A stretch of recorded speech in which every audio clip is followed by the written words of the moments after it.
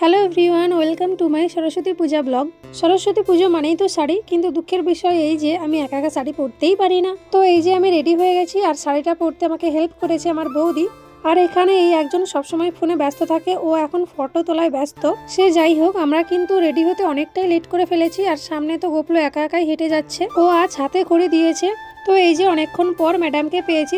আমাদের কেমন লাগছে তোমরা জানিও কমেন্টে। আর এটা হচ্ছে আমাদের প্রাইমারি স্কুল, যেখানে আমরা ছোটবেলায় পড়েছি। তারপর চলে এসেছি এই যে বাস স্ট্যান্ডে।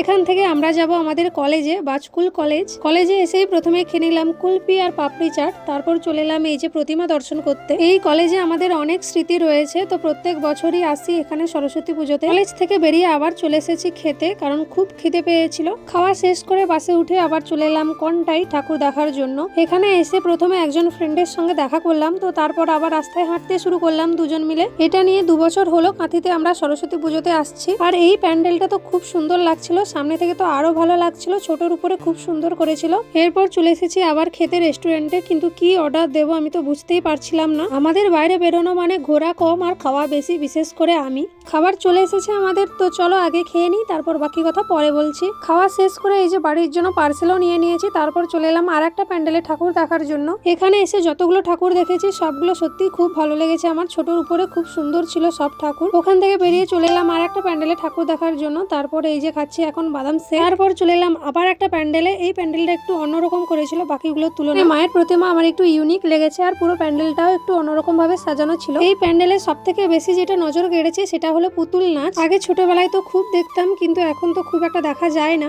বেশ অনেকগুলো প্যান্ডেল দেখলাম, তো সন্ধ্যা হয়ে গেছে, এবার বাড়ি ফেরার পালা। একটু ওয়েট করার পরই আমরা বাস পেয়ে গেছি। আজকে সারাটা দিন তো খুব ভালোভাবেই কাটলো, তো তোমাদের কেমন কাটলো জানিও।